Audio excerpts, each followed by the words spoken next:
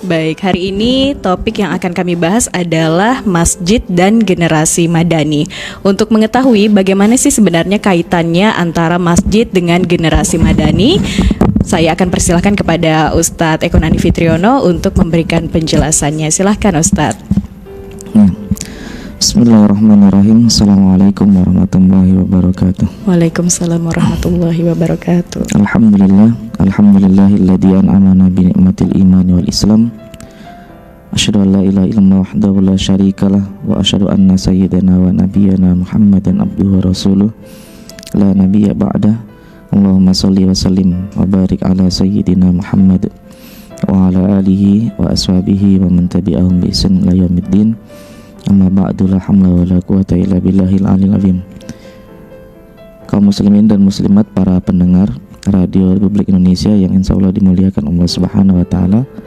Pertama-tama kita bersyukur atas segala nikmat yang Allah anugerahkan kepada kita.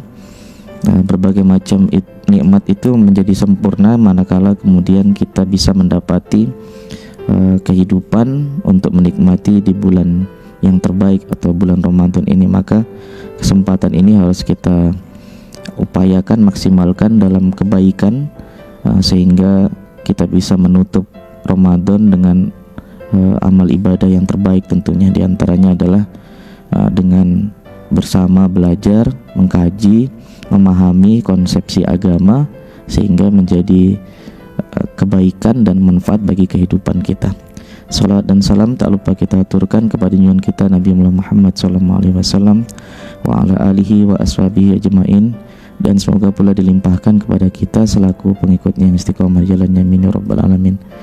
Berkaitan dengan pembahasan atau tema hari ini tentang masjid dan generasi madani, sebenarnya ini kajiannya tentang peradaban Islam, ya, dimana kemudian masjid punya peran sentral terkait dengan bagaimana menciptakan generasi. Nah, generasi ini kalau kita mengacu kepada generasi terbaik itu generasi periode Madinah, di mana generasi itu dibangun oleh Nabi kita Muhammad SAW, yang sampai hari ini diakui sebagai sampel kehidupan masyarakat yang terbaik. Bahkan ada satu buku yang ditulis Michael Headhart dalam bukunya The 100 Ranking of the Most Influential Person in History, ketika beliau merunut 100 tokoh yang paling berpengaruh dalam kehidupan manusia dalam lingkup sejarah, perjalanan sejarah.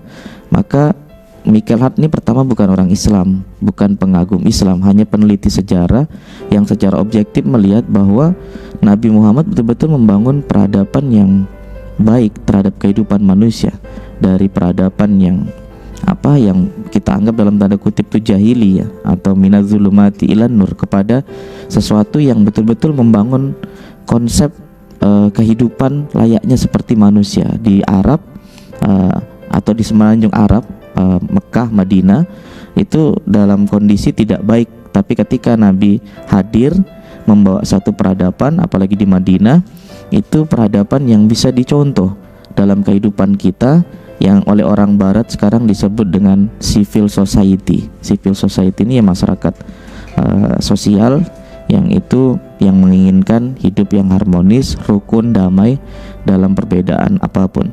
Nah, bagaimana cara membentuk generasi madani pada saat ini kalau kita menginginkan kehidupan yang sama seperti apa yang dilakukan Nabi di periode Madinah dengan segala perbedaan agama, suku, budaya dan sebagainya? Ya, tentu di sini kita kembali lagi kepada keterikatan kita kepada satu institusi agama, dan itu bisa kita dapatkan melalui masjid. Nah, masjid itu diambil dari akar kata sajadah sujud, yang artinya adalah bisa dimaknai kepatuhan, taat, tunduk, penuh hormat. Karena itulah kemudian spirit yang dibangun orang yang memaknai masjid itu adalah spirit pengabdian dan penghambaan serta ketundukan kepada Allah Subhanahu wa taala. Tunduk maksudnya adalah dia berupaya menjalankan apa yang diperintahkan Allah pada satu sisi yang lain, di samping itu ya menjauhi larangan-larangannya. Nah, ini yang dibangun itu dari itu. Maka dalam perjalanan sejarahnya kita ngelihat bahwa banyak sekali efek positif dari masjid terhadap kehidupan umat. Maka dalam tulisan saya itu pernah saya nulis, ini sebenarnya tulisan saya di majalah Masjid dan Generasi Madani. Masjid itu bisa dikatakan sebagai kawah candra di muka, tempat penggemblengan seseorang untuk dia menjadi insan yang lebih baik dalam kehidupannya. Betapa banyak kita lihat generasi-generasi yang dalam sejarah itu menorehkan prestasi terbaik, itu dia sebagai orang yang aktivis masjid, pecinta masjid dan lain sebagainya. Bahkan makna masjid ini meluas, sebenarnya luas. Seperti Al-Mubarakfuri itu pernah menyatakan bahwa jangan sampai hari ini umat Islam hanya mengenal masjid hanya sebatas ritual, tapi masjid itu sebenarnya banyak fungsinya. Di antaranya tempat penggemblengan ilmu pengetahuan, pengkajian ilmu, pembekalan generasi, menjadi tempat yang ramah bagi anak, dan aktivitas-aktivitas yang kaitannya dengan sosial, membantu orang yang dalam kesulitan, memanage satu bidang mata pencaharian dan sebagainya. Nah, ini dalam kehidupan Nabi dulu masjid itu begitu sentralnya, sampai-sampai kalau kita baca dalam literatur dan sejarah ya, riwayat sejarah, Nabi itu ketika hendak hijrah ke Yathrib, yang nanti Yathrib itu berubah namanya menjadi Madinah, itu Rasul singgah dulu di satu perkampungan namanya perkampungan Kuba selama 4 hari. Apa yang dilakukan Rasul pertama kali di situ adalah membangun masjid. Nah, seolah-olah kemudian masalah-masalah yang dihadapin di Mekah, kemudian Rasulullah mencari solusinya itu adalah menuju kepada Allah dengan kebersamaan, dengan visi dan misi yang sama. Jadi masjid itu tempat berkumpulnya orang, tempat menyatukan visi dan misi. Kalau sholat itu maknanya adalah bisa hidup secara berdampingan, rukun dengan perbedaan yang ada, tapi visi dan misinya satu, menghamba kepada Allah, minta pertolongan kepada Allah, yang dilingkupi dengan hidup rukun. Jadi kalau kita mau kuat, itu visinya jelas, ya semata-mata karena Allah, tujuan kita melakukan sesuatu, dan kita bangun komunitas sosial yang baik juga. Jadi dekat dengan Allah, dekat dengan samanya, itu baru akan tercapai nilai-nilai kebaikan yang paripurna. Kalau dekat dengan Allah tapi hidupnya dilingkupi perang misalnya, atau kehidupan yang gak harmonis, itu tidak paripurna dalam membangun. Betapa sulitnya kita lihat saudara-saudara kita di Timur Tengah yang dia konflik untuk beribadah karena memang gak aman, gak damai. Nah, itu yang coba dibangun Rasulullah, dan ini yang sering kita baca. Kita sebelum minta pertolongan Allah, kita beribadah, menyembah dulu. Iyyaka na'budu wa iyyaka nasta'in. Jadi mohon pertolongan kepada Allah dengan menyembah kepada Allah. Nah, menyembah ini bagian dari upaya kita supaya dapat pertolongan Allah. Jadi dengan demikian, ketika kita masuk ke dalam masjid, itu sebenarnya konsep yang dibangun adalah keharmonisan, harmonis kepada Allah hubungannya dan harmonis dengan sesamanya. Kemudian selain jamaah itu maknanya bisa hidup berdampingan, di akhir sholat itu ditandai dengan salam. Salam tuh melihat atau menengok ke kanan dan ke kiri. Itu maknanya kita tuh hidup tuh harus mampu melihat keadaan yang ada di sekitarnya. Ada permasalahan ekonomi, ada permasalahan politik, ada permasalahan sosial, ada permasalahan pendidikan, yang itu semua menjadi tanggung jawab kita sebagai orang yang beriman. Kita ditunjuk oleh Allah sebagai khalifatu fil ard. Khalifah itu wakil Allah di muka bumi. Yang baik tidaknya bumi itu tergantung kepada kita. Orang yang sholat itu dibekali tanha anil fahsyai wal munkar, tercegah perbuatan keji dan mungkar. Maka dia harus punya kontribusi terhadap kehidupan. Tidak hanya asik ibadah, tapi ini ada permasalahan ekonomi, ada permasalahan sosial, yang itu harus dipecahkan. Nah, dulu zaman Nabi itu masjid jadi laboratorium umat. Dia menjadi tempat diskusi, menjadi tempat membicarakan ilmu, menjadi pembekalan bagi generasi muda supaya dia ada bekal ketika keluar, tidak hanya sekedar ritual ibadah. Nah, hari ini tuh yang sulit kita dapatkan. Nah, inilah kenapa kita harus punya strategi dalam upaya membangun kembali konsepsi masjid itu sebagai upaya kita menghadirkan generasi madani. Nah, bagaimana caranya? Di antaranya tadi Rasul sudah memberikan contoh bahwa upaya kita untuk membangun peradaban, civilization itu adalah dengan mendekatkan diri kepada Allah dengan ibadah, karena punya efek terhadap kehidupan sosial kita. Makanya nanti ketika setelah 4 hari dari Kuba dalam riwayat itu, Rasul kemudian menuju ke Yathrib. Nama Yathrib itu kemudian Rasulullah ganti menjadi Madinah. Nama awalnya Yathrib. Madinah itu artinya kota. Kota itu kalau dalam bahasa Latin, bahasa Yunani disebut dengan polis. Dari kata polis ini lahir kata politik. Nah, ternyata dari kehidupan yang dibangun Rasulullah, kesepakatan bersama dalam masjid, menghilangkan perbedaan etnosentris yang kesukuan yang terlalu tinggi, itu bisa menghadirkan satu peradaban yang tinggi. Nah, di sini ketika Nabi mengganti nama Yathrib menjadi Madinah, kota, sebenarnya Rasul sedang membangun peradaban masyarakat dan kehidupan secara politik yang lebih baik untuk membangun itu. Jadi perangkatnya ada, perangkatnya sebagai sebuah komunitas, sebagai sebuah ummah dalam upaya membangun kekuatan Islam, yaitu melalui kegiatan-kegiatan yang penguasaan sektor kehidupan. Dan itulah yang diinginkan dari kehidupan kita, bahwa umat Islam itu punya kontribusi terkait dengan kehidupan masyarakat yang ada, sehingga yang lahir dari umat Islam yang bertakwa itu konsep ciri kehidupan yang dia itu persembahan terbaiknya ketika dia melakukan hubungan sosial, ekonomi, pendidikan dalam rangka dalam rangka ketundukan kepada Rabbul Alamin. Jadi pengakuan diri bukan karena dia yang terbaik, bukan, tapi ini persembahan terbaik dari orang yang dekat kepada Allah, kepada Rabb semesta alam, sehingga akan melahirkan nilai-nilai yang tinggi. Dan memang rata-rata masyarakat Madani itu dibentuk secara strategis dari kedekatan kepada institusi agama, masjid. Maka Islam dengan masjid tidak bisa dipisahkan. Sebenarnya kita di bulan Ramadan tuh ada momentum. Masyarakat kita secara tidak langsung, tanpa dipaksa, di awal Ramadan itu sudah banyak datang ke masjid. Nah, ini sebenarnya momentum bagi pengurus masjid, bagaimana supaya masyarakat yang banyak tanpa diundang itu tetap berada di masjid. Tapi sayangnya kadang-kadang momentum itu hanya terjadi di awal-awal Ramadan.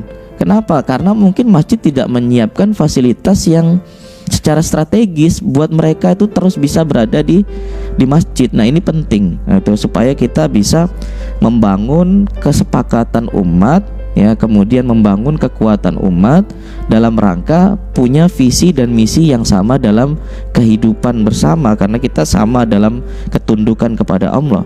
Nah, maka kalau kita lihat fungsi strategis masjid dalam upaya menghadirkan generasi Madani itu banyak sekali, mulai dari Masjid Kuba, kemudian ada Masjid Nabawi di Madinah.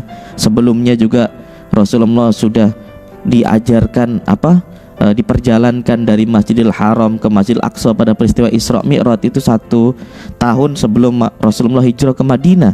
Nah, ini semua dalam rangka supaya membentuk masyarakat Madani. Maka merujuk kepada itu semua, maka sebenarnya masjid yang hari ini mungkin perlu diupayakan atau diperluas lagi maknanya. Mungkin ini karena biasanya pengurus masjid kehilangan esensi sejarah masjid itu sendiri, sehingga hari ini masjid tuh hanya sibuk ke ritual untuk sholat 5 waktu dan sebagainya. Tapi sebenarnya masjid tuh punya fungsi pendidikan, sosial dan sebagainya.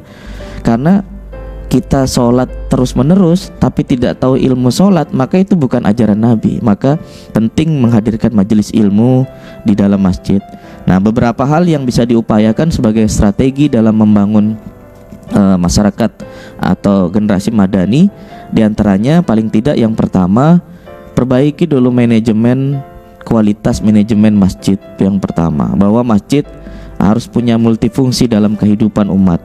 Ya, peran masjid yang begitu sentral jangan hanya dipersempit oleh anggapan sekelompok orang yang hanya menganggap bahwa masjid itu hanya sebagai tempat ritual belaka, tempat sholat. Betul, sholat itu utamanya di masjid, itu betul. Tapi pada satu posisi yang tertentu yang lainnya, orang yang datang ke masjid harus punya ilmu juga terkait dengan ibadah yang dia kerjakan.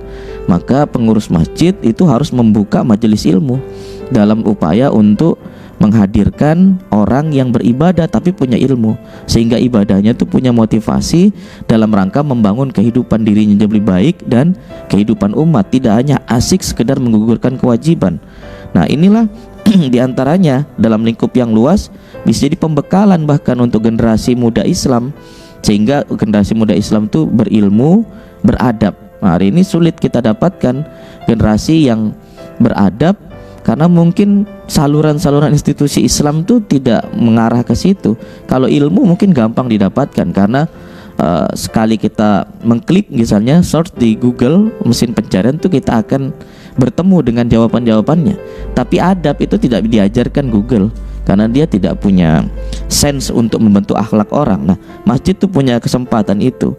Generasi muda diajarkan tentang konsep muamalah, konsep siasi, syariah, ya, konsep politik Islam, akhwalu saksiyah, hukum keluarga, kemudian syiar, hubungan antar negara, termasuk adab, ilmu yang berkaitan dengan Islam secara keseluruhan.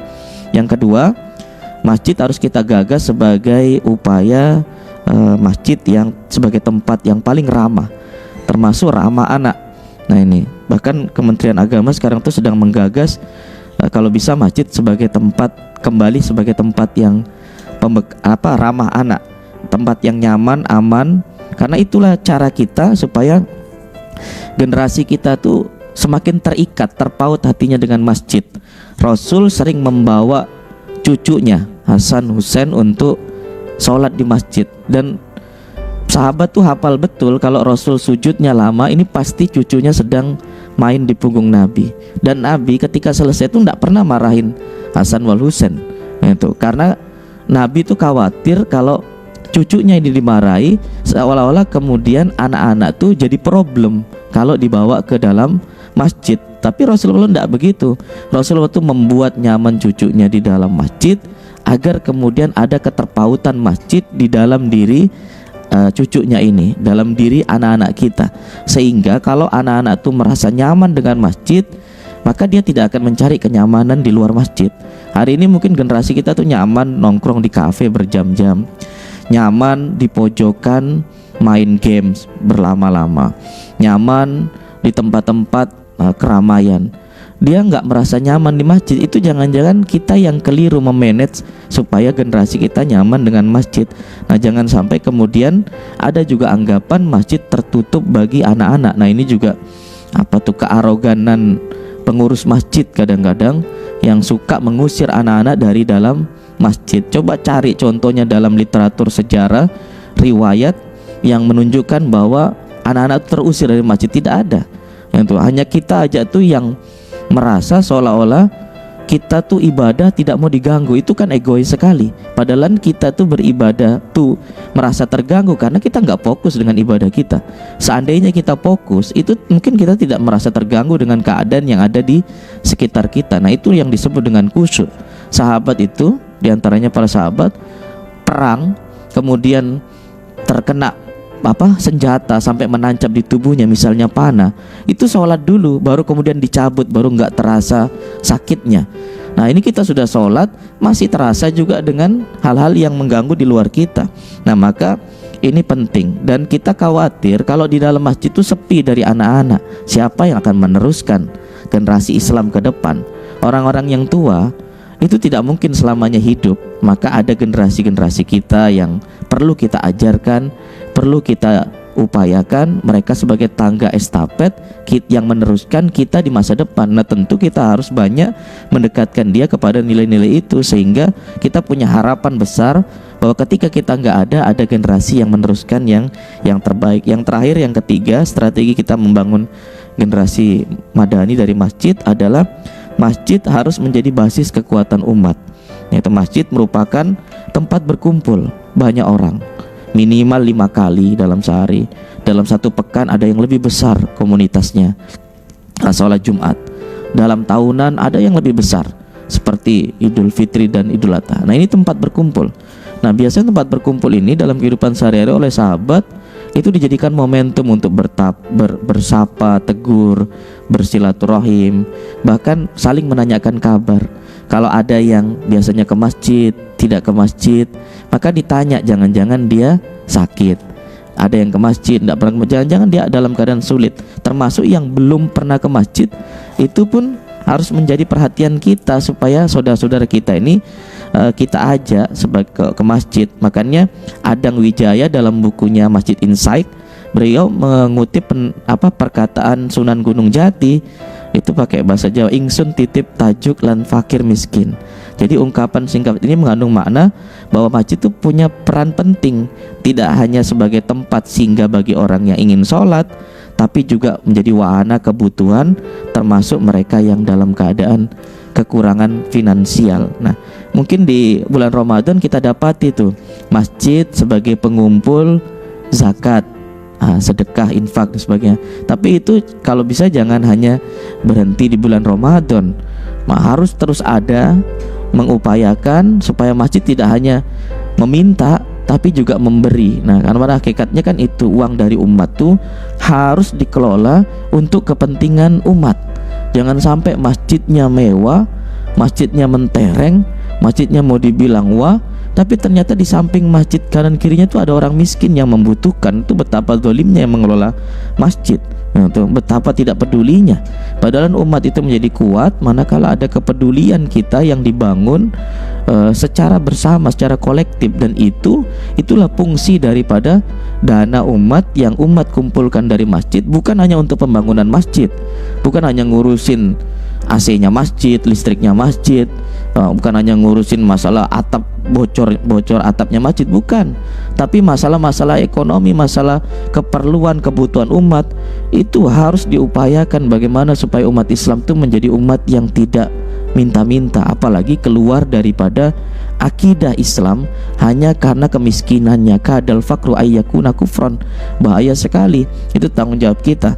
Sehingga memang banyak sekali manfaatnya sebenarnya dari masjid ini kalau kita mau menghadirkan masjid itu sebagai kawah candra di muka atau laboratorium umat dalam rangka membangun masyarakat yang lebih baik lagi. Mungkin ini sebagai pengantar, semoga bisa dipahami dengan baik. Wallahu a'lam bishawab. Baik, terima kasih atas penjelasannya Ustadz Eko Nandi Fitriono. Tadi sudah dijelaskan pendengar bahwa ternyata fungsi masjid itu luas sekali ya. Tidak hanya sebagai tempat untuk kita sholat aja ya Ustadz ya, tapi tempat juga untuk menggembleng ilmu, mengkaji ilmu, bahkan tempat yang ramah juga untuk anak gitu ya Ustadz. Mudah-mudahan nih masjid yang ada di wilayah Nunukan ini semuanya ramah anak Ustadz gitu ya. Itu yang kita harapkan. Dan juga tadi sudah dijelaskan bagaimana strategi konsep masjid untuk membangun generasi madani. Untuk Anda pendengar yang mau bertanya bersama RRI Nunukan, bertanya kepada Ustadz Eko Nandi Fitriono, bisa di via SMS, WhatsApp maupun telepon di 0822 56199890. Kali ini Ustadz sudah ada yang bertanya melalui WhatsApp. Wah, ini ada 3 pertanyaan. Oke, yang terlebih dahulu ini nih, Pak Ustadz, bagaimana dengan masjid yang hanya dibuka saat mau sholat? Di sisi lain, jika masjid terlalu terbuka malah hilang kotak amalnya. Ya, ini kan sebenarnya kan kalau ada alasan kemudian kenapa masjidnya hanya dibuka di waktu-waktu sholat, takut khawatir kotak amal hilang. Nah, sebenarnya kan kita itu menandakan kita nggak punya strategi mengelola masjid. Nah, tuh. Kalau kotak amalnya sering hilang, pasang aja CCTV, sekarang kan gampang. Nah, supaya ketahuan siapa yang ngambil, kemudian dikasih nasihat, pelajaran supaya tidak mengambil yang bukan haknya tentunya, karena itu dana umat. Nah, jadi masjid itu sebenarnya harus terbuka 24 jam. Karena itu masjid punya banyak fungsi, tempat persinggahan umat. Kita lihat di kota-kota besar ada beberapa masjid, termasuk masjid di Jogja, Jogokarian sebagainya, itu sudah mulai bertransformasi caranya seperti Nabi. Jadi masjid sebagai tempat pertolongan umat. Di zaman Nabi itu ada namanya Ahlus Suffah. Nah, tuh. Jadi orang yang tinggal di serambi masjid yang mereka memang nggak punya sesuatu sebagai tempat tinggal, gitu. Jadi mereka tapi punya fungsi juga, mereka tazkiyatun nufus, membersihkan jiwa. Kemudian mereka membangun kedekatan dengan Tuhan. Jadi sebenarnya masjid punya banyak fungsi. Jadi kalau hanya dibuka di waktu-waktu sholat, yaitu berarti mempersempit makna masjid itu sendiri hanya sebagai tempat sholat. Padahal masjid punya banyak sekali fungsi, termasuk musafir misalnya, itu yang dalam keadaan butuh bisa bersinggah ke masjid untuk, yang penting dengan syarat tetap menjaga kebersihan masjid bagi siapapun yang singgah. Karena ada juga orang yang singgah misalnya tidak menjaga itu, padahal ini kan untuk tempat ibadah dan sebagainya. Nah itu. Nah, adapun permasalahan-permasalahan sosial yang dihadapin, itu kita cari strateginya lah, bagaimana supaya jangan menghilangkan fungsi daripada masjid dengan alasan-alasan yang kita itu hanya karena kelemahan kita dalam memanage masjid. Nah itu. Jadi itu penting juga. Jadi penting, termasuk misalnya kota amal itu ya, kota amal tuh kalau menurut saya ya, ini mungkin jadi strategi juga. Kota amal tuh jangan hanya manual. Kalau bisa kota amal tuh ditulis juga rekening bank masjidnya di situ. Jadi orang menyumbang sekarang tuh nggak hanya manual, bisa juga pas dia duduk-duduk. Sekarang handphone kan punya apa namanya, banking ya. Ya itu kan bisa duduk-duduk, pas kebetulan nggak bawa uang tunai, ada di kota amal tuh, oh ini ada rekening masjid, nah kirim ke situ bisa. Jadi banyak cara sebenarnya. Jadi tinggal bagaimana kita betul-betul bisa manage supaya di satu sisi kegiatan masjid berjalan sesuai dengan fungsinya yang sebenarnya, di sisi lain aman juga masjidnya dari gangguan-gangguan sosial dan sebagainya itu. Iya baik, itu dia ya. Jadi dipasang CCTV gitu ya, nggak cuma di rumah kita aja pasang CCTV, di masjid juga ya Ustadz ya, dipasang CCTV ya. Nah baru-baru ini juga yang viral juga di media Ustadz, ada seseorang yang ternyata dia mencantumkan sebuah kode gitu, Ustadz Kris gitu ya, dan itu ternyata penipuan gitu, masuk ke rekeningnya orang tersebut, tapi ternyata ketahuan melalui CCTV juga Ustadz. Nah itu salah satunya juga fungsi dari CCTV ya Ustadz ya. Oke baik, untuk selanjutnya ini ada lagi, katanya Pak Ustadz, sering saya lihat saat anak maju ke saf terdepan malah dimundurin karena mau dipakai orang tua. Apa aturannya seperti itu kah Pak Ustadz? Ya, yang kalau aturan sholat itu memang saf depan kalau laki-laki diisi orang-orang yang dewasa. Nah tuh di belakangnya orang dewasa itu baru anak-anak. Nah untuk sebenarnya punya tujuan sih sebenarnya. Pertama memang kalau yang dewasa di depan itu tidak memungkinkan terputusnya saf, karena biasanya anak-anak tuh maju mundur gitu kan. Itu karena kita tahu anak-anak kondisinya demikian. Nah jadi untuk menyempurnakan saf itu, karena imam juga sering ingatkan kan, rapatkan saf, lurusan barisan demi kesempurnaan sholat. Ini sebenarnya dalam rangka etika sholatnya supaya lebih sempurna. Maka dibangunlah konsep supaya orang tua di depan, anak di belakang. Tapi di samping itu sebenarnya punya fungsi juga sebagai sampel atau contoh, biar anak-anak tuh punya pedoman. Orang tua di depan sholat kemudian diperhatikan dan menjadi bagian. Kalau itu bapaknya di depan, dia lihat, oh itu bapakku sholat dan sebagainya. Jadi anak-anak punya contoh. Berbeda dengan saf perempuan. Kalau perempuan tuh yang anak-anaknya di depan, ibu-ibunya di belakang. Nah gitu iya. Itu aturan-aturan yang dibangun, diantaranya pendapat ulama itu ya agar itu membangun nilai ke sholatnya supaya sesuai dengan anjuran-anjuran yang telah ditetapkan. Iya baik. Jadi untuk yang sudah mengirimkan WA di RRI Nunukan, jadi begitu aturannya ya. Kalau untuk saf laki-laki, anak-anak itu di belakangnya Ustadz ya. Tapi kalau untuk saf perempuan, anak-anak di depan Ustadz gitu ya.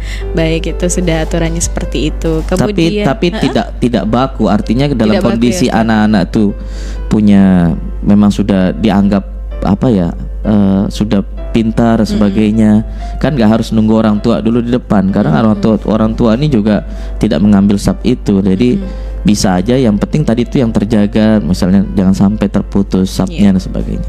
Ya baik, oke. Kemudian untuk selanjutnya dari Gofur katanya, Ustadz apakah diperbolehkan untuk mengisi masjid dengan buku-buku selain Al-Quran seperti perpustakaan gitu?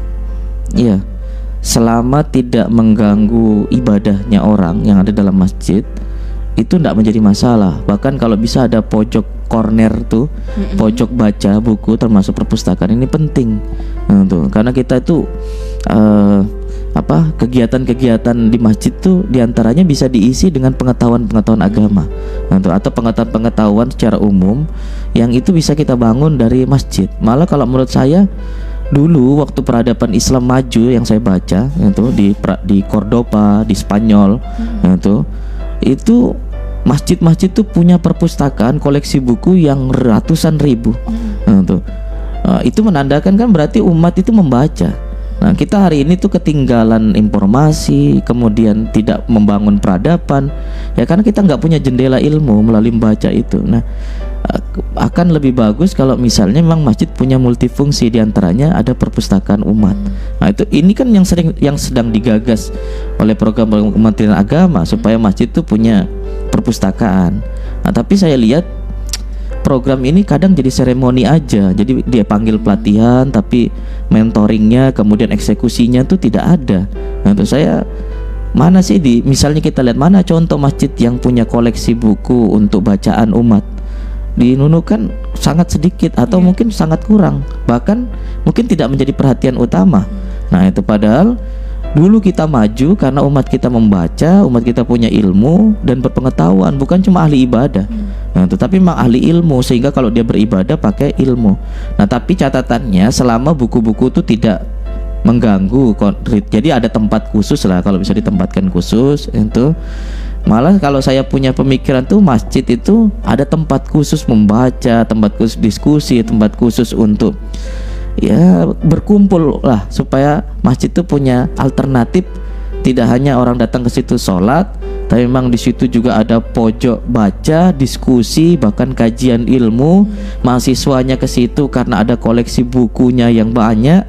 Itu luar biasa sekali masjid. Jadi masjid itu umat itu menjadi dekat dengan masjid. Nah, jadi menarik masjid itu. Jadi kenapa masjid itu jadi tidak menarik? Mungkin karena programnya nggak bagus, gitu, nggak menarik. Apalagi bulan Ramadan misalnya, kesempatan kita untuk dapat tambahan ilmu malah dibatasi untuk kajian ilmunya. Nah, itu jadi tidak menarik kalau menurut saya masjid itu. Hanya orang-orang tua aja lah yang mau mati nanti baru ke masjid lagi. Yang muda-muda bagaimana? Itu kan jadi perhatian kita. Kita bekali mereka dengan ilmu. Kita aplikasikan hadis Nabi, pemuda harus terpaut hatinya dengan masjid supaya dapat naungannya. Jadi masjid harus punya manajemen. Dan ini banyak contohnya, sudah silakan search di internet tuh banyak masjid tempat menghadirkan pekerjaan kreatif pemuda Islam. Itu keren sekali. Masjid yang tidak meminta tapi sudah memberi. Di Jogokarian tuh jualan songkok. Saya pergi ke sana memang mahal harganya, tapi jadi ikon kalau kita datang ke Jogja. Itu mana buktinya kita ke Jogokarian, kita punya songkok. Saya kemarin ke Jogja, Masjid Jogokarian, saya beli songkoknya, dan itu menjadi pemasukan bagi masjid yang itu hampir seluruh orang Indonesia datang ke situ. Masjidnya tidak besar, dan oleh-olehnya pasti beli di situ. Nah, itu kan jadi masjid sudah tidak lagi sekedar minta dana ke umat, tapi masjid sudah mulai menghasilkan sesuatu yang itu bisa membantu umat. Nah, itu termasuk saya datang ke Masjid Jogokarian, di situ orang-orang menghafal Al-Quran secara individu. Jadi ada masjid itu jadi menarik, ada yang berdiskusi dan sebagainya. Jadi ini penting untuk kita hadirkan sebagai basis membangun kekuatan umat kembali, di mana itu yang diajarkan Nabi. Untuk sebagai upaya kita membangun kehidupan dari masjid sehingga umat itu baik gitu, karena masjid mengajarkan kebaikan gitu. Apakah masjid itu yang Ustadz sebutkan tadi tuh yang anggarannya selalu 0 rupiah itu, Ustadz? Iya, dia begitu katanya ya, begitu. Menurut pengurus masjidnya 0 rupiah. Itu memang dia kosongkan untuk kepentingan umat. Tapi masjid itu ya begini prinsipnya, ketika saldonya sedikit karena dipakai untuk kepentingan umat, umat tuh akan senang memberi. Daripada saldo dibacakan tiap Jumat misalnya ratusan juta, efeknya apa buat umat sekarang? Toh yang miskin masih tetap banyak yang miskin, tidak terangkat.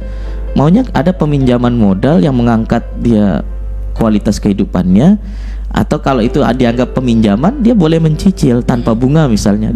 Dan banyaklah strategi sebenarnya membangun kehidupan umat yang itu bisa dilakukan kalau menurut saya dari masjid, karena masjid punya anggaran itu gitu. Tapi kan lagi-lagi kita terjebak uang masjid hanya untuk kepentingan masjid gitu. Padahal masjid itu punya peran sentra dalam membangun kehidupan umat itu. Apa artinya masjid yang begitu megah kalau nggak ada pemakmurnya? Nah itu, jadi saya ingat tuh waktu saya ke Masjid Jogokarian, saya tuh datangnya habis maghrib.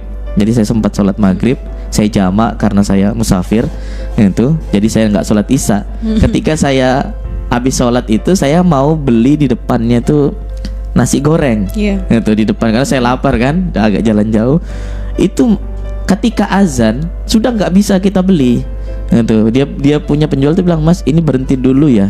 Itu saya berhenti ngelayani kan, saya mau sholat dulu gitu. Nah, akhirnya kita tidak jadi makan di situ karena musafir kan kebutuhannya beda dengan orang tempatan gitu.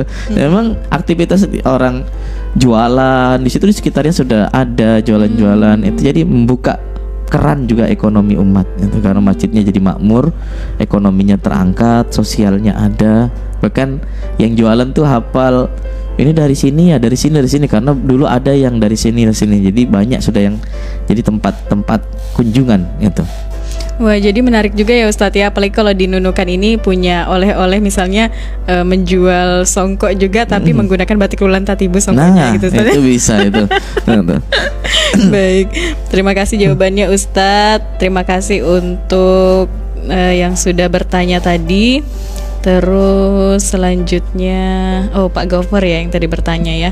Ada lagi Ustadz yang bertanya, membangun masjid dari sumbangan masyarakat sampai meletakkan kotak amal di tengah jalan dan pasang toa di sisi lain ada masjid juga tidak jauh dari tempat itu, dibenarkankah Pak Ustadz yang demikian? Kalau kita menggunakan fasilitas umum, tentu dengan syarat tidak mengganggu kepentingan umum.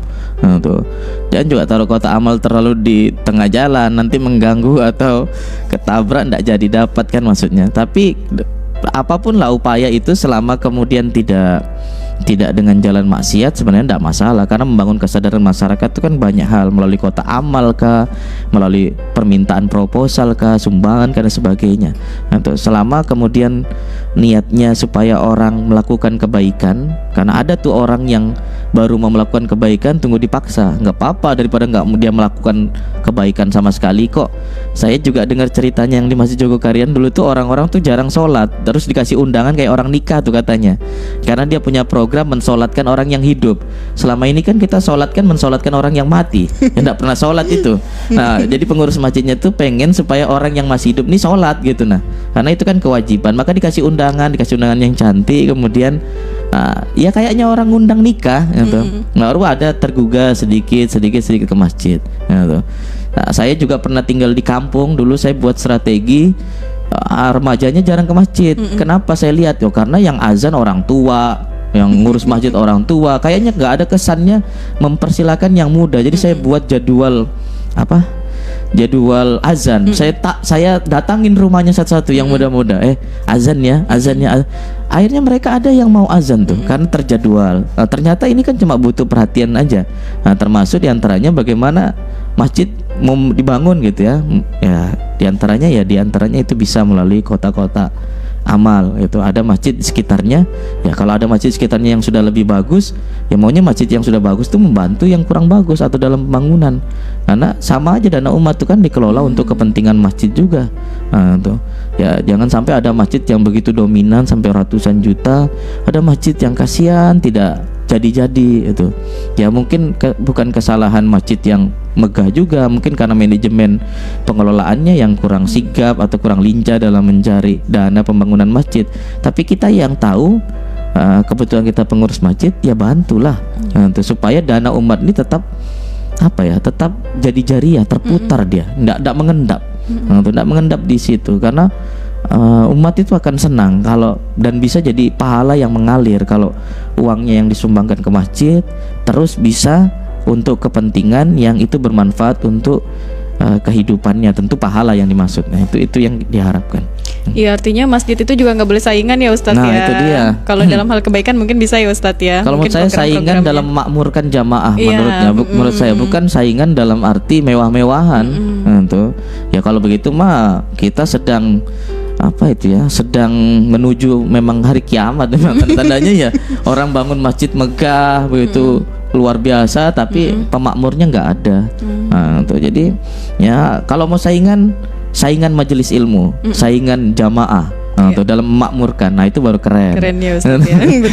betul Ustadz. Tapi Ustadz kalau posisi masjid ini apakah harus berdekatan bisa, ataukah misalnya ini sudah ada masjid nih Ustadz di RT 13 terus RT 14 mau bangun masjid itu bisa seperti itu Ustadz? Sebenarnya ada aturan sih sebenarnya membangun masjid, tapi kalau Junukan kita serahkan kembali ke pemerintah yang berwenang lah membuat masjid.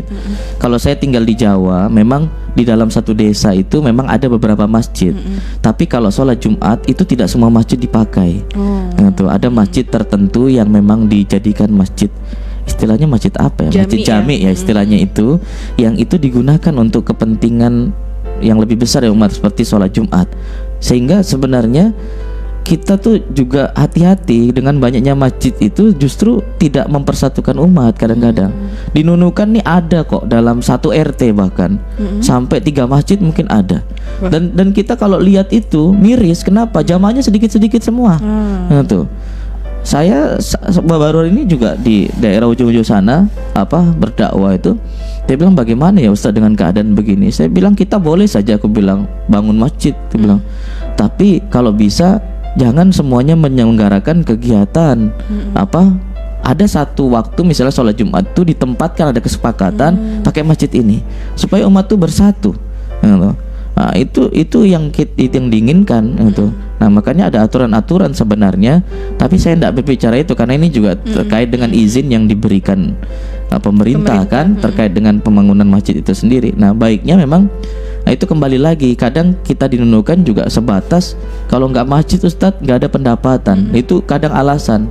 Nah, kalau alasannya begitu ya saya kembalikan ke yang memberi izin lah maksudnya, karena ini juga terkait dengan aturan agama, yaitu bahwa kita menginginkan umat itu punya persatuan yang tetap terjaga, itu dalam lingkup ya yang masa dalam lingkup satu kelurahan tuh kalau bisa berkumpul, ada konferensi kita mingguan sebagai umat itu kan dalam rangka untuk membangun nilai-nilai kedekatan kita dengan warga masyarakat yang ada. Nah, itu. Iya, baik, itu dia jawaban dari Ustadz Eko Nani Fitriono.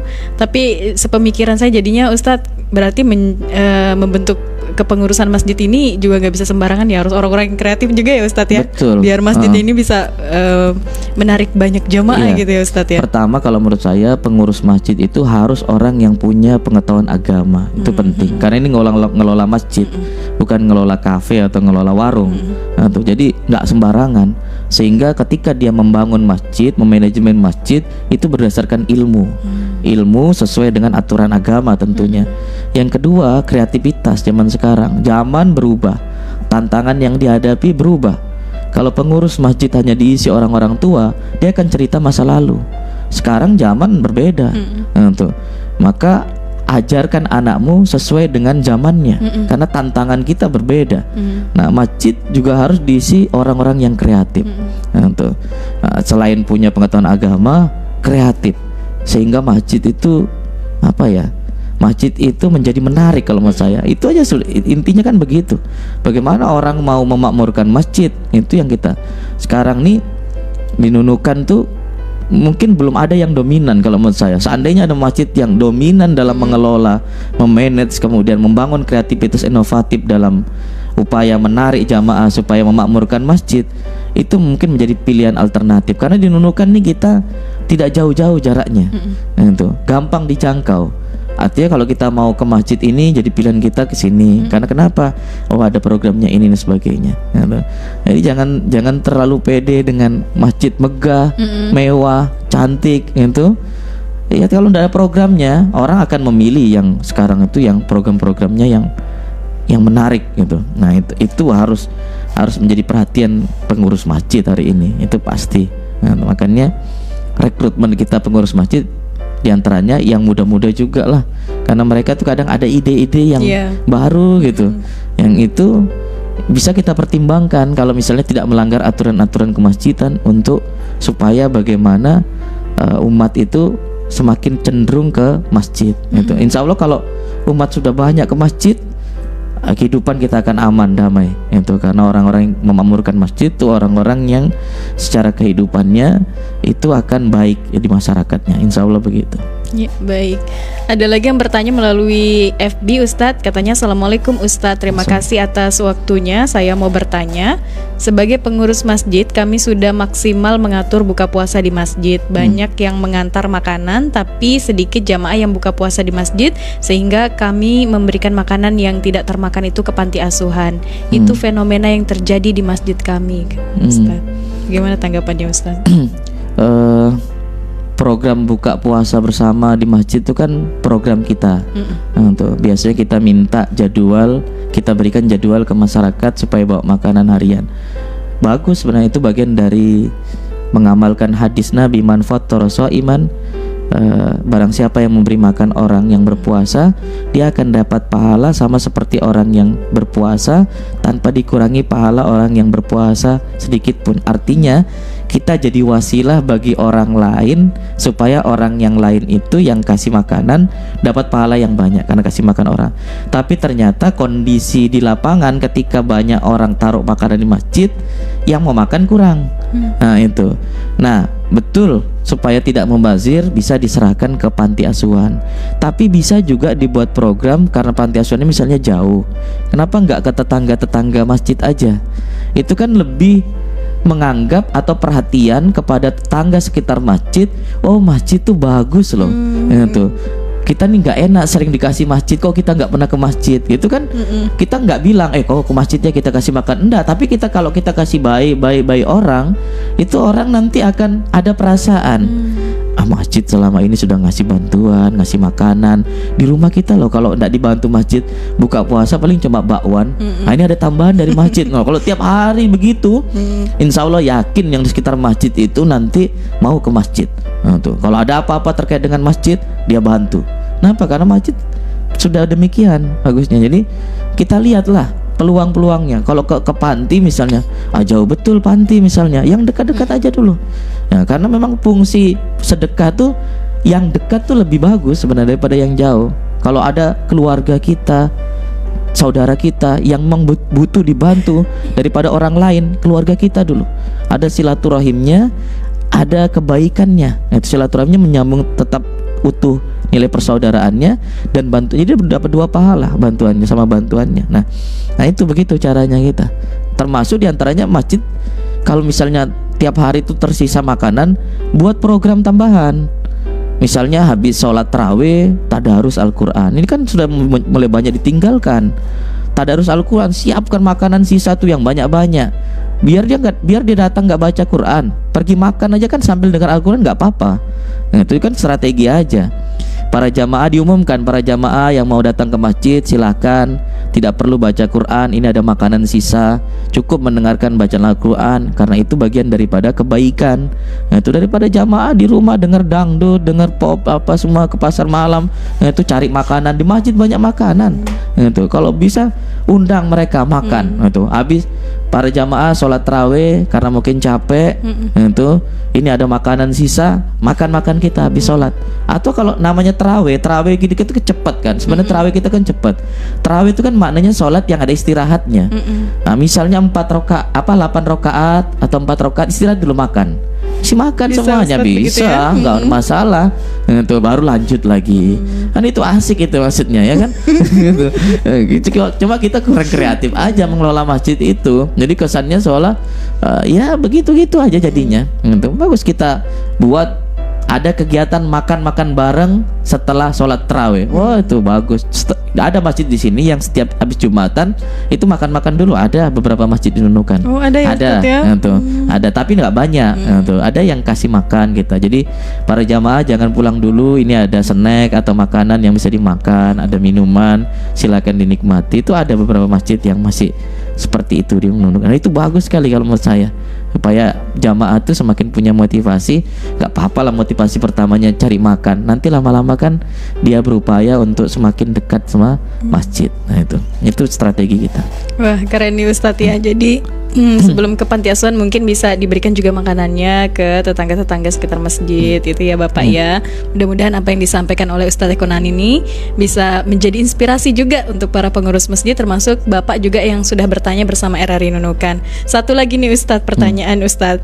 Pak Ustadz, kubah masjid itu wajib ya Pak Ustadz? Kubah masjid itu kan budaya. Nah, tuh. Artinya ndak ada kubahnya juga nggak apa-apa lah. Gitu kan. Kita tuh hidup tuh hidup tuh agama itu kadang kalau dua sisi mata uang itu dengan budaya tidak bisa dipisahkan. Nah, itu. Jadi kalau orang hari ini anti terhadap budaya, jangan-jangan dia sedang mengikuti budaya tapi bukan budaya Indonesia aja sebenarnya. Misalnya budaya Arab gitu dia ikutin. Cuma dianggap itu budaya Islam. Padahal Nabi pun ketika di Arab ada beberapa budaya yang tidak direvisi Nabi. Itu. Hanya kemudian kalau budaya itu nggak baik, Nabi kemudian mentransformasikan atau menggantinya, diisinya dengan nilai baik secara substansi. Wadahnya itu nggak dihilangkan. Itu sama kayak orang dakwah Wali Songo tuh membersihkan akuarium tuh, jangan dihancurkan akuariumnya, airnya saja diganti. Nah itu beberapa bagian daripada kehidupan kita, misalnya ibadah kita, sholat, baju kita tuh budaya. Nah, tuh jangan dibilang baju kita itu ini loh baju yang paling Islami. Yang paling Islam itu menutup aurat. Nah, tuh kemudian tidak nampak tembus pandang, tidak tipis sebagainya. Itu kan aturan-aturan agama. Modelnya ya terserah kita. Nah, tuh. Begitu juga masjid. Masjid tuh ada akulturasi dengan perjalanannya dulu. Ya, ketika ke Persia itu dulu ada penyembah api. Itu misalnya penyembah api itu diceritakan penyembah api itu kalau naruh api kan di atas. Nah, tempatnya namanya Manarun. Nah, oleh Islam ketika masyarakat itu semakin banyak berislam, Manarun ini tetap ada tapi tidak dijadikan apinya di atas itu, hanya jadi tempat toa namanya Manaro. Nah, itu kan jadi banyak kan yang diambil dalam Islam, termasuk kubah-kubah jenisnya. Nah, itu tidak menjadi kewajiban, gitu. Tidak ada aturan resminya seperti apa gitu. Nggak pakai kubah juga nggak apa-apa. Cuma biasanya masjid itu ada penandanya, di antara penandanya itu adalah kubah itu. Nah itu jadi supaya orang tuh yang mungkin bukan masyarakat sekitar lah, mungkin orang jauh sudah bisa menandai, oh ini bangunan namanya masjid, oh ini tempat ibadah orang lain, tempat itu. Tapi identifikasinya ya itu diantaranya. Nah itu supaya kita bisa gampang aja menandai bahwa itu bangunan masjid. Nah itu diantaranya. Iya itu dia ya. Jadi kubah itu tidak wajib berarti ya Pak Ustadz ya, tidak wajib ya, karena ada juga beberapa masjid di luar Nunukan itu yang tidak berbentuk kubah. Iya, Ustadz, dia sudah mengikuti arsitektur yang terbaru kan. Dan itu macam-macam saja gitu. Modelnya macam-macam gitu. Yang penting fungsi masjidnya yang ada di dalam tuh tetap sama, misalnya arahnya tetap ke arah kiblat. Nah, yang itu yang harus diperhatikan, enggak ke arah berlawanan dengan kiblat sebagainya. Nah, jadi memang kita lihat perkembangannya kan sekarang masjid ngikutin model arsitektur yang terbaru. Iya, yang terbaru. Terakhir nih Ustadz, bagaimana pesan Ustadz untuk irma-irma masjid nih Ustadz, biar mereka tuh bisa aktif gitu? Iya, saya kemarin tuh ngelihat waktu festival sahur beduk ya, yang baru-baru nih, beduk sahur ini, itu kan pakai nama Irma semua rata-rata, Ikatan Remaja Masjid, Ikatan Remaja Masjid. Syukur ini kalau misalnya ini betul-betul ini mewakili masjid dan ada irmanya. Tapi bukan karena beduk sahur ya. Nah, saya tuh bersyukur begini, saya baca kok saya biasanya ke masjid itu gitu. Tuh kayaknya nggak ada irmanya. Tapi ketika beduk sahur ada irmanya. Nah, mudah-mudahan tuh jadi doa. Kalau menurut saya menjadi doa supaya adalah irmanya. Nah, tuh ada remaja masjidnya. Dulu kita tuh kalau jadi remaja masjid tuh keren. Untuk dulu. Kalau belakangan ini mungkin karena kurang kepedulian dari organisasi yang menaungi mungkin Irma atau dari instansi tertentu yang harusnya nih dalam beberapa kegiatan undangannya tuh Irma masjid. Ya kan, jadi masjid tuh mau tidak mau suka ndak suka mana di Irma masjid kita. Mungkin selama ini Irma masjid tuh jadi semakin redup, makin ndak ada, ndak terlalu penting karena kita nggak perhatikan itu. Dinas-dinas apapun lah, dinas pemberdayaan perempuan kah, dinas pendidikan kah, kalau bisa ngundang irma masjid. Itu. Jadi nggak ada Ustadz irmanya, ya itu tanggung jawab nanti misalnya dari DMI kah atau BKPRMI bagaimana supaya ada. Tapi harus diapresiasi dulu, misalnya mereka ada keberadaannya tapi tidak pernah dilibatkan, itu juga tidak baik kalau menurut saya. Saya ini juga dulu irma masjid. Tuh. Bahkan di Jawa tuh program utama saya dulu membentuk, kalau kita namanya irma ya, Ikatan Remaja Masjid. Di Jawa tuh namanya remas, remaja masjid. Remas ya, remas itu. Ya itu saya bentuk gitu. Karena satu-satunya wadah untuk membangun kehidupan remaja di masjid ya irma. Gitu. Nggak bisa dicampur dengan bapak-bapak, nggak bisa. Nanti dia peran atau potensinya tuh belum bisa berkembang. Kalau dia sudah mulai berkembang, sudah mulai bagus, dicampur nggak apa-apa.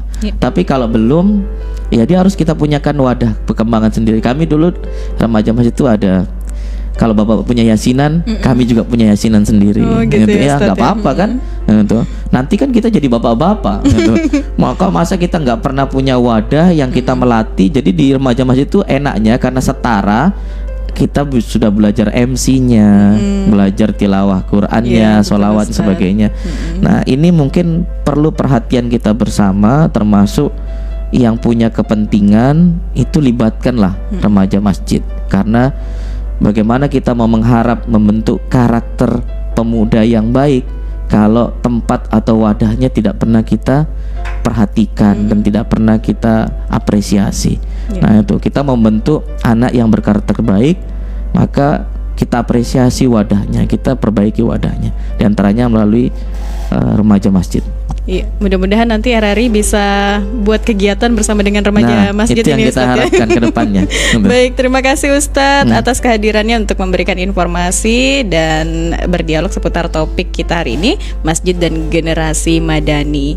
Mudah-mudahan masjid ini bisa menjadi seperti zaman Nabi dulu ya, menjadi laboratorium umat ya Ustadz ya. Baik, pendengar RRI Nunukan, demikian untuk dakwah Ramadan edisi kali ini. Terima kasih atas kebersamaan Anda. Sampai jumpa. Assalamualaikum warahmatullahi wabarakatuh. Assalamualaikum.